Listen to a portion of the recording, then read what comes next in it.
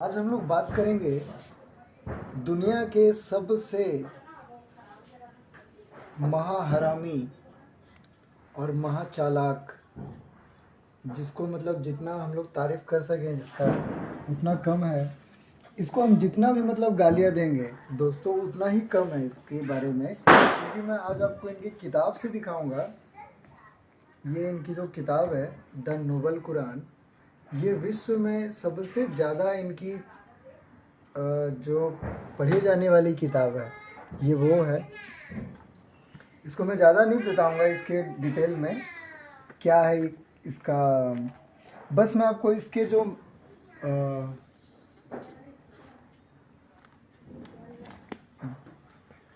तो आज हम देखेंगे मित्रों कि ये जो धोखेबाज और ये जो चालाक लुटेरा डकैत है, ये महाहरामी, इसने किस तरीके से शैतानी आयतों का निर्माण किया और उसको नाम दिया कि इसको जो है रिविलेशन होता है करके, उस पर आज हम बात करते हैं। सबसे पहला जो इसने कुरान जब आप पढ़ेंगे तो आपको पता चलेगा सूरा अल बकरा। ये जो सूरा अल बकरा है इसके आयत, यहाँ पर बकरे का मतलब है काऊ। फ्रेंड्स, तो आपको यहाँ पर जो ध्यान देने वाली बात है कि काऊ, ये जो कुरान है जिसे लिखा गया सन 850 से 900 के आसपास, तो आपको सोचने वाली बात यह है कि ईश्वर जो हर चीज़ जानता है, हर चीज़ बनाता है, वो इस रेगिस्तान में गाय को क्यों बनाएगा जहाँ उसके खाने के लिए घास नहीं है। वहाँ वो ऊँट बना सकता है, वहाँ खजूर बना सकता है। बिल्कुल उसका वर्णन है इस किताब में, सब जगह पर खजूर का, अंगूर का। लेकिन गाय का वर्णन ये एक सोचने वाला विषय है। और ये सोचने वाला विषय इसलिए भी है कि इसके बाद का जो 5वां चैप्टर है इनका, 5वां अध्याय अल मैदा, जहाँ पर ये लोग एक टेबल बना रहे हैं जिसमें उन सारे जंतुओं का वर्णन है जिनमें किनको खाना है किनको नहीं खाना है।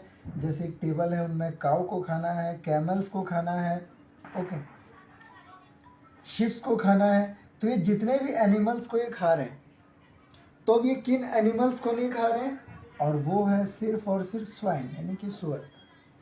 तो अब ऐसा क्या कारण था कि ऐसे किताब में ऐसी बातों को रखा गया है कि उस किताब में काऊ का वर्णन है जहाँ पर रेगिस्तानी है, उस जगह पर गाय शब्द का आना, और अल मैदा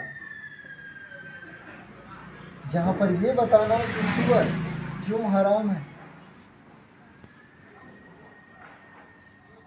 तो क्या है दोस्तों, गौ हत्या आसान इसीलिए है क्योंकि गाय एक बहुत ही साधु जीव होती है, लेकिन सूअर को मार पाना जो है इतना आसान नहीं होता। सूअर एक बहुत ही हिंसक जानवर है। सूअर के मैं कुछ ऐसी चीज़ें आपको बता देता हूँ कि आपको पता चल जाएगा कि क्या कारण था कि गाय को खाने के लिए अलाउ किया गया, कैमल्स को, शिप्स को, सभी चीज़ों को अलाउ किया गया, सभी एनिमल्स को अलाउ किया गया, सिर्फ इस स्वाइन को छोड़ दिया गया। ये एक इंडिकेशन था मोहम्मद का कि भारत या हिंदुस्तान की सीमा तक उसके लोग कैसे पहुंचेंगे। तो इसीलिए उन्होंने ऐसे चीज़ों का आविष्कार किया, क्योंकि दोस्तों ये सारे जो जीव जंतु हैं ये भारत में उपलब्ध हैं, लेकिन इसमें से ये 2 ही जीव ऐसे हैं, गाय जो जुड़ा हुआ है सनातन धर्म संस्कृति से। गाय के जो 4 पैर हैं ये हिंदू धर्म के जो 4 वेद हैं उनको माना जाता है। गाय में 33 कोटि देवी देवताएं जो हैं उनका निवास है। तो ऐसी गौ माता के हत्या के बारे में जो आयतें इसमें लिखी गई हैं, उन आयतों को मैं आज आपको दिखाता हूँ। वो आयतें हैं आयत नंबर 2.67। ये देखिए 2.67 से लेकर के आप देखेंगे 6, 8, 6, 9, इन सब में जो वर्णन किया गया है गाय का, गौ हत्या का, कि कैसे इनको ईश्वर जो है आदेश दे रहा है, और ये अपने जो मोजेस हैं मोजेस हैं, अब्राहम हैं, उनका ये नाम लेकर के किस प्रकार से ये जीव जंतु हत्या कर रहे हैं, इसमें आप इसको क्लियरली देख सकते हैं। तो क्या कारण है कि सुअर को इन्होंने जो एक हराम जो इन्होंने कह दिया कि क्यों उसको जो है खाना वो अनलॉफुल है, उसका मैं आज आपको कुछ पॉइंट्स बताता हूँ फ्रेंड्स। सबसे पहला तो फ्रेंड्स कि सुअर में जो ब्लड है, क्वांटिटी, रक्त की मात्रा काफ़ी ज़्यादा होती है, और क्योंकि इसमें इनकी मात्रा इतनी ज़्यादा होती है तो इसको मारने से वहाँ पर जो एक जो पूरा होगा रक्त का, तो उससे आप देख सकते हैं कि इसके कारण से इसको क्यों इतना अलग रखा गया सुअर को। दूसरा आप देखेंगे इसकी गर्जना जो है ये बहुत ही हृदय विदारक होती है और ये बहुत ही दूर तक जाती है। तो इसको पकड़ पाना आसान भी नहीं है, इसको कैद कर पाना आसान नहीं है, ये वैसा बहुत आसानी से कंट्रोल में भी नहीं आता है। तीसरा पॉइंट आप देखेंगे फ्रेंड्स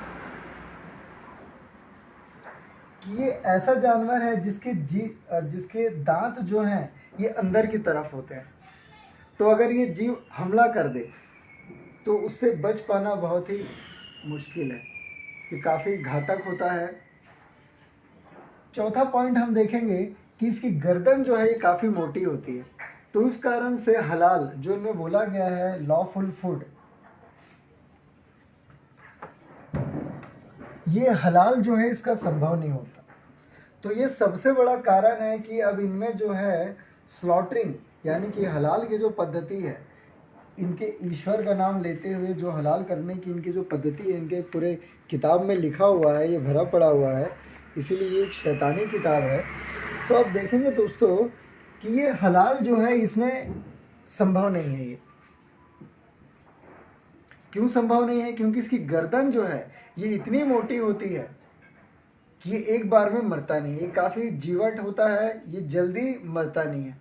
और दूसरा चीज़, इसको पकड़ने के लिए कई सारे लोगों की आवश्यकता पड़ती है, ये 2 4 5 6 लोगों के द्वारा ये कंट्रोल में नहीं होता है। ये जैसे गाय को आप देखेंगे कि एक आदमी जो है वो चारा खिलाते हुए ले जाएगा, है ना, उसको पकड़ लेगा, उसको गाड़ी में कर लेता है, लेकिन ये जो जीव हैं ये कभी भी कंट्रोल में नहीं होते हैं, इनको पकड़ पाना बहुत ही मुश्किल है, इनके लिए जाल बिछाना पड़ता है, ऐसा बहुत सा इनके पीछे।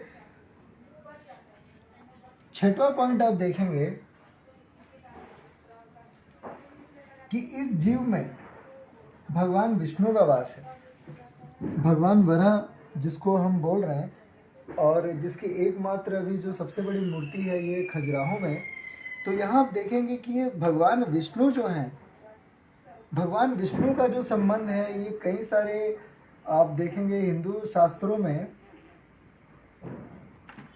काली जो क्षुद्र शक्तियां हैं उनको खत्म करने के लिए लव जिहाद जैसी जो क्षुद्र शक्तियां हैं, दूसरे धर्मों द्वारा फैली गई जो क्षुद्र शक्तियां हैं, जो शैतानी शक्तियां हैं, उनको हटाने के लिए भगवान वराह का रहना, उनकी मूर्तियों का पूजा करना, ये बहुत ही हमारे हिंदू धर्मों में ये बहुत ही महत्वपूर्ण बात है ये।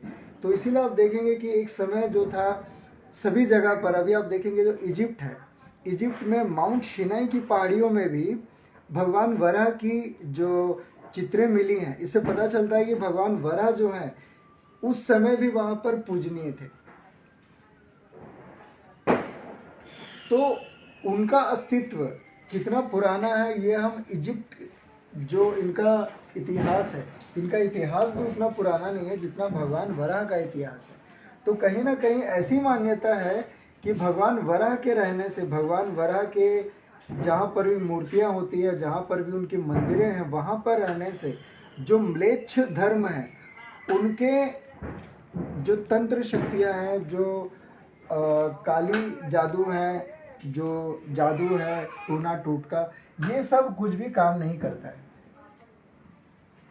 तो इस कारण से यही शायद कारण था कि भगवान वराह की इतनी सारी जो मूर्तियां हैं हमारे भारत देश में, उन सबको तोड़ दी गई।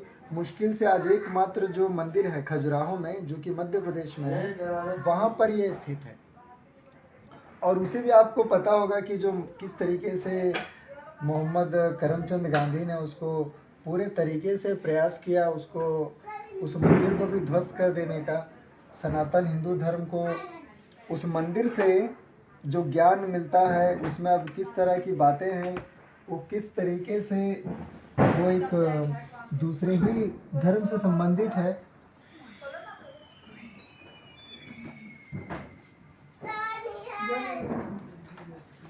तो इनका जो वर्णन है फ्रेंड्स, ये है आयत नंबर 2.67, 2.68, 2.69, 2.70 और 2.71 और 2.73 में। इनमें मोजेस जो हैं वो आदेश दे रहे हैं कि आप गाय को काटो, गाय की कलर ये होनी चाहिए, गाय जो है येलो ब्राइट कलर का होना चाहिए, ऐसा जो पूरा इनका स्टोरी है। इसके अलावा भी इस पूरे किताब में कई जगह पर गाय को लॉफुल फूड बोला गया है, उनको हलाल बोला गया है, हज के दौरान उनकी बलि का वर्णन है। तो किस तरीके से ये एक अधार्मिक किताब है, इसको आप समझ सकते हैं। अब हम एक दूसरे आयत पर आते हैं। उस आयत का नाम है